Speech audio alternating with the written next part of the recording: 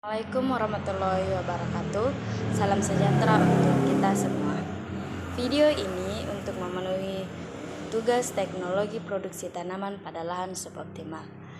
Perkenalkan, nama saya Desti Alvita Kakan dengan NIM D1B119029 kelas A. Di sini saya akan menjelaskan remedial tentang tes sumatif. Yang akan saya jelaskan adalah yang pertama, apa itu lahan suboptimal. Yang kedua, uraikan tipologi lahan suboptimal. Yang ketiga, uraikan 2 cekaman yang dapat dialami tumbuhan pada lahan suboptimal. Yang keempat, jelaskan manajemen cekaman lingkungan tanaman pada lahan suboptimal. Dan yang terakhir adalah jelaskan pendekatan pengelolaan cekaman yang dapat mendera tanaman pada lahan suboptimal. Berikut materinya.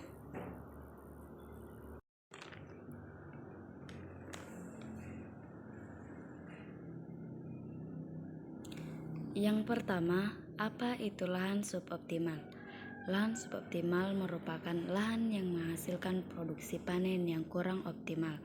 Lahan suboptimal juga secara ilmiah mempunyai produktivitas rendah karena disebabkan oleh faktor intrinsik atau internal dan faktor eksternal. Faktor internal seperti bahan induk, sifat fisik, kimia, dan biologi tanah, sedangkan faktor eksternal seperti curah hujan dan suhu ekstrim. Yang kedua, tipologi lahan suboptimal. Berdasarkan karakteristiknya, tipologi lahan suboptimal dikelompokkan menjadi 2, yaitu lahan kering dan lahan basah. Lahan kering dikelompokkan menjadi lahan kering masam dan lahan kering beriklim kering, sedangkan lahan basah terdiri dari lahan rawa pasang surut, lahan rawa lebak, dan lahan gambut. Lahan kering masam. Lahan kering masam adalah lahan kering yang mempunyai reaksi tanah masam dengan pH kurang dari 5. Dalam klasifikasi tanah skala 1:1000, lahan kering masam dijumpai pada ordo tanah yang telah mengalami perkembangan tanah lanjut atau tanah muda, atau baru berkembang, atau tanah dari bahan induk sedimen dan volkan tua, dan atau tanah lainnya dengan kejenuhan basa rendah kurang dari 50% atau distrik, dan regim kelembaban tanah udik atau curah hujan lebih besar dari 2000 mm per tahun. Curah hujan berkolerasi dengan kemasaman tanah. Makin tinggi curah hujan, makin tinggi tingkat pelapukan tanah. Tanah yang terbentuk di daerah iklim tropika basah atau humid, proses hancurnya iklim atau pelapukan dan pencucian hara atau basah-basah sangat intensif. Akibatnya tanah menjadi masam dengan kejenuhan rendah dan kejenuhan aluminium tinggi. Tanah di lahan kering yang beriklim basah umumnya termasuk pada tanah petzolik merah atau termasuk pada utisol, oksisol, dan insektisol. Secara umum, lahan kering masam ini mempunyai tingkat kesuburan dan produktivitas lahan rendah. Untuk mencapai produktivitas optimal diperlukan input yang cukup tinggi. Yang kedua, lahan kering beriklim kering. Lahan kering beriklim kering adalah lahan kering yang mempunyai regim kelembaban tanah ustik atau termasuk pada iklim kering dengan jumlah curah hujan kurang dari 2000 mm per tahun dan bulan kering lebih besar dari 7 bulan atau lebih besar 100 mm per bulan. Kebalikan dengan di lahan kering masam, pelapukan dan hancurnya batuan induk tanah tidak seintensif di wilayah beriklim basah. Akibatnya, pembentukan tanah terhambat dan sulm tanah dangkal berbatu dan banyak ditemukan sungkapan batuan. Bahan induk yang banyak ditemukan adalah batu, kapur, batu gamping, sedimen, dan volkanik. Pencucian basa-basa rendah sehingga umumnya kejenuhan basa lebih besar dari 50% atau euterik. pH tanah netral dan cenderung agak alkali secara umum mempunyai tingkat kesuburan lebih baik daripada lahan kering masam. Tanah yang umumnya ditemukan adalah alfisol, melisol, entisol, vertisol.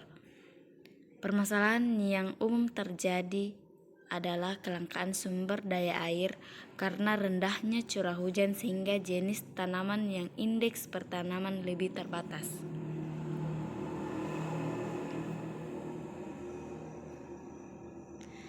Kita masuk pada lahan basah. Yang pertama, lahan rawa pasang surut. Lahan rawa adalah lahan yang sepanjang tahun atau selama waktu panjang dalam setahun selalu jenuh air atau tergenang. Sedangkan rawa pasang surut adalah lahan rawa yang dipengaruhi oleh pasang surut air laut atau air sungai terletak dekat pantai atau sungai, sebagian besar berupa tanah mineral dan sebagian lagi berupa gambut. Dalam klasifikasi tanah, lahan pasang surut dicirikan dengan adanya kondisi akuik atau air jenuh dan mempunyai bahan sulfidik atau besi sulfida yang lebih dikenal dengan pirit. Umumnya bereaksi masam ekstrim dengan pH lebih besar dari 4, sehingga sering disebut tanah sulfat masam.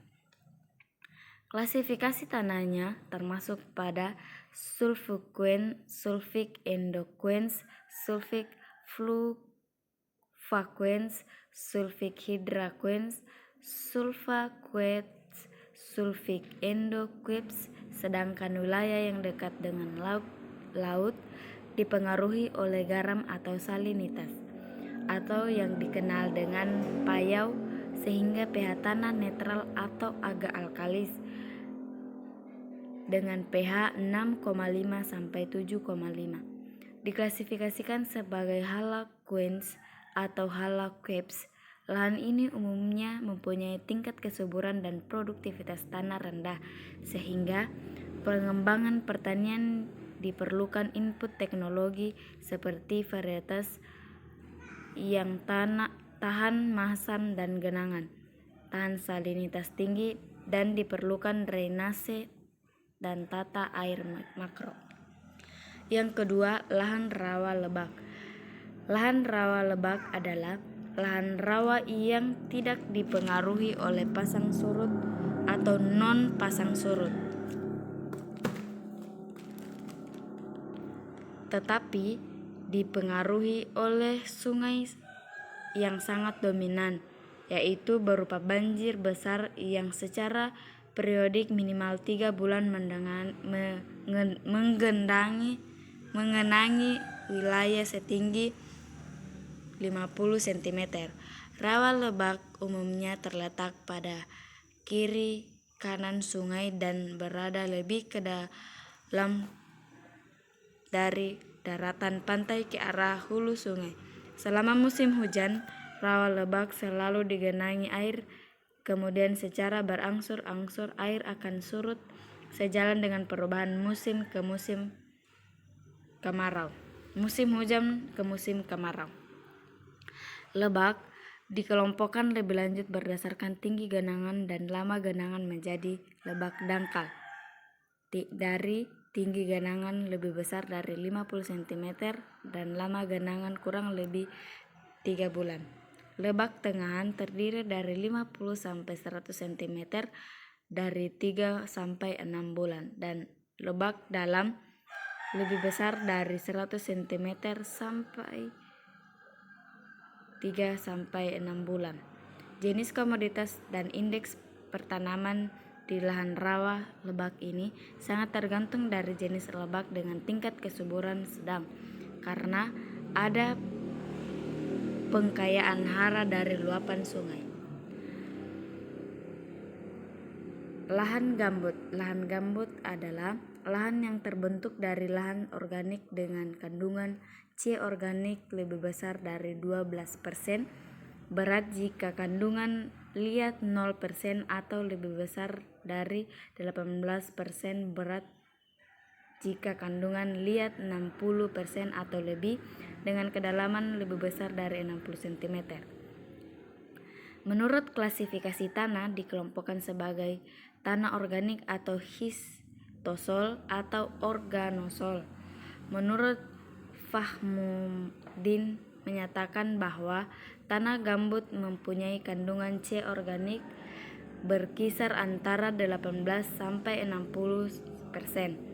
Berat isi 0,03 sampai 0,3 gram cm kubik.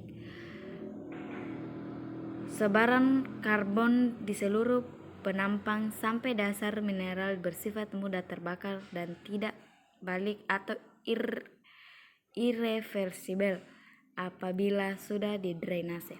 Reaksi tanah gambut di seluruh lapisan sangat masam, pH rata-rata 4 kHz sehingga produktivitas rendah dan perlu pengaturan drainase dan tata mikro apabila akan dimanfaatkan untuk pertanian. Oleh karena itu, seluruh lahan gambut dengan kematangan seprik, hemik, dan fibrik serta berbagai kedalaman dimasukkan menjadi lahan suboptimal. Yang ketiga, uraikan 2 cekaman yang dapat dialami tanaman pada lahan suboptimal.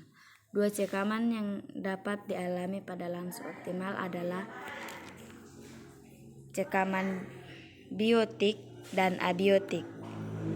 Yang pertama, stres biotik pada tumbuhan merupakan cekaman yang disebabkan oleh organisme hidup, khususnya virus, bakteri, jamur atau patogen, nematoda, serangga, akrinida, hama dan gulma atau kompetisi. Patogen, hama dan gulma menyebabkan kehilangan hasil. Yang kedua, stres abiotik, yaitu cekaman yang disebabkan oleh faktor lingkungan seperti kekeringan, salinitas tanah tinggi, panas, dingin, cekaman oksidatif, dan keracunan logam berat yang secara langsung menghilangkan nutrisi inangnya dan menyebabkan kurangnya kekuatan tanaman. Yang keempat, manajemen cekaman lingkungan pada tanaman pada lahan suboptimal.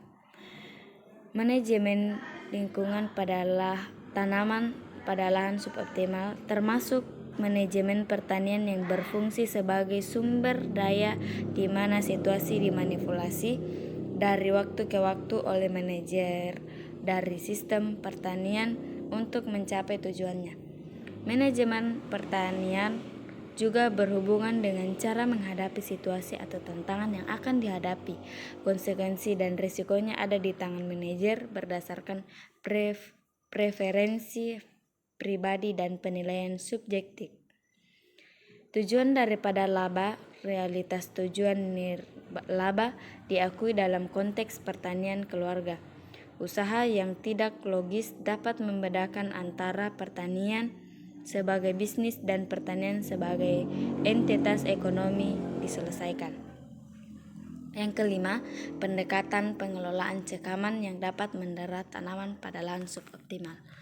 Pendekatan yang pertama yaitu pendekatan pengelolaan stres biotik. Tanaman merespon stres biotik melalui sistem pertahanan dan mekanisme pertahanan diklasifikasikan sebagai respon bawaan dan sistemik.